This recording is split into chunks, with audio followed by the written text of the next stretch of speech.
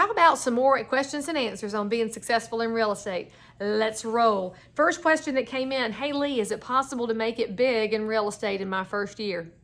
Absolutely, yes, it is. It's not probable, it's not likely. It is possible though. One of the reasons people get into real estate is because they see an unlimited amount of opportunity. Absolutely true. They also know this is an entrepreneurial space where the bar to entry is fairly low. With a few $100 and some time, you can get your real estate license in most states. The question then becomes, how are you going to take that license and do something with it? I have seen people that have no college degree, they don't come from money, but they did find themselves a professional outfit and they rolled their sleeves up and started working and created a different life for themselves through real estate. That's the beauty of this business. It is wildly competitive. There is a realtor truly on every corner, but they're not all wildly successful. The ones that are have a special kind of determination and drive. And for you to be successful in your first year, you have to decide you're going to work every day. And by work every day, I don't mean sit by the phone or sit by your social media and wait for somebody to magically come up out of nowhere and use you as their agent. I mean, you've got to get out there into your community. Go shake some hands, go meet some people, go pass out some business cards, go get involved with some conversations, go knock on doors, go call the people in your phone, send some personal notes out, go out and preview houses and get to know neighborhoods. The more active you are in real estate, the more likely you are to find a level of success. Now, when you said you want to make it big in your first year, I don't know what that looks like to you. If for you that looks like I want to sell more than the average agent, great. You're trying to sell 8 houses in and get beyond the average of 6. That's a win. And especially if you're in a high cost area, that could be a wildly successful business. If you're in a normal area like mine, you might have said you'd like to make $50,000. It's possible. If you'd like to make $100,000, it's possible. I don't know what the economy is going to hold. I don't know how the markets will react. I do know this. Houses are bought and sold in every market, and the top producing agents have created a business plan and a system for success. You can do that in year 1. You don't have to wait till year 10. And I wish you every success, because anytime a professional real estate agent dressed professionally, focused on knowledge, and focused on providing excellence to their neighbors, that person is good for all of us. Okay, question number 2. Hey, Leigh Brown, tell me how to get reviews. All right, so getting reviews is tricky for real estate pros because of this particular reason. We're not in a warm and fuzzy, happy business at the end of a transaction. Here's why. Things are going to be happy along the way, but that last 24 to 48 hours before the closing occurs are stressed like this. Because for a home seller, they've got to get up and get out of the house and get everything in a box, and oh my gosh, where am I going to go? And the dog's in the doggy daycare, and the kids won't shut up, and there's school to manage, and the stress is here. Which means that even if everything went according to plan and the contract was fulfilled and everybody behaved, the stress level can take out a lot of the fun. And that means it's hard to write a review. Same thing for our buyers. You're so excited about getting in that house, and then the seller stuff comes out and you see it vacant and you stress out a little bit because you realize you're going to have to paint and clean the floors, and we got boxes and movers and dogs and kids and life and jobs and a certified check and driver's licenses. And the stress just really, again, sucks a lot of the joy out at the last minute. So a successful way to ask for reviews is timing your request.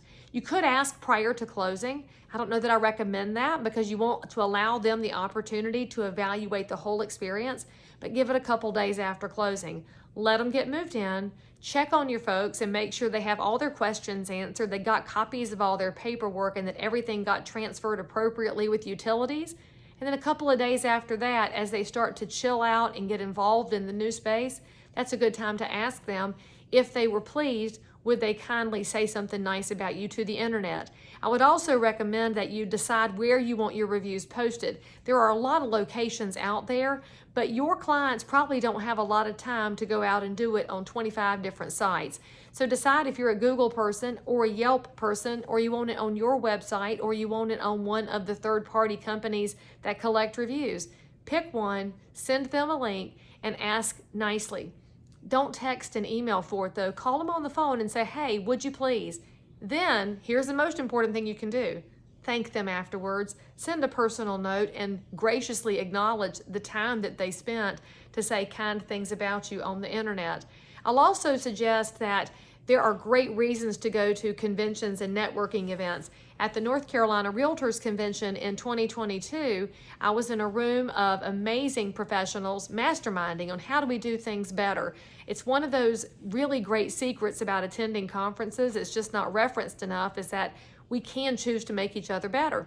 Well, one agent said that he has added into his buyer agency agreement, and if you're a member of the public, that's the paperwork you sign to hire us as your realtor. He put in there that he would like them to write a review after closing. He said that has increased the number of clients who are willing to do it because he starts the conversation at the beginning and doesn't just wait until the end. So full disclosure, we're implementing that as well, and we're already seeing some response. So give them the space to chill out, ask, graciously thank, and if they won't write one, move along. Don't pester people. That's not what you want to be known for. Okay, last question of the day. Hey, Leigh Brown, what's a suggestion on how to engage for the first time with your neighbors? I created a flyer, or should I use a business card and post-it note? I want them to know I'm just down the road. Now, we do know that the members of the public really do want a realtor who knows their area in specific, so they will favor that you live down the road. However, think about how you want to set yourself apart, because a lot of real estate agents do advertising and marketing, but how is the consumer supposed to know why you and not them? So if you're including that business card and note, you could say, I'm the realtor you see out walking the golden retriever. Give them some kind of a personal connection so they'll know which one you are. Perhaps you'll say, I graduated from this high school. Let me know if I can help you get information for your family or your friends that are relocating. Give them a reason to call you beyond, here I am, because that's really not enough for somebody to want to choose you. Now, as far as that very first introduction, let's go back to the golden retriever, because perhaps you have a dog. And if you have a dog, you have an advantage because you can go walk them and get to know your neighbors who have dogs. Those of us that have cats, we're not out walking dogs. And frankly, I don't walk my cats because that's weird. And so I'm going to have to find another way to engage with my neighbors. I give them eggs, frankly. But when we moved into this house, we live in a fairly quiet rural area. We made an effort to get out and meet our neighbors by me running and walking and just saying hello, but it was also a two-way street. All of my neighbors are these genuinely amazing people who reached out to us as well. So you want to create a two-way street. And remember, it's not as much about the real estate as it is about the neighbors. So have your mind in the right place of taking care of your neighbors. May or may not eventually turn into real estate business, but I'll just say that if you take care of people in a great way, the real estate deals will find you at some point, whether it's now or in the future. So be yourself, be visible, and don't be afraid to drop off those little personal notes and business cards. The cheesy marketing can work, especially if you are a fun person who's got some cheesy, punny personality to you.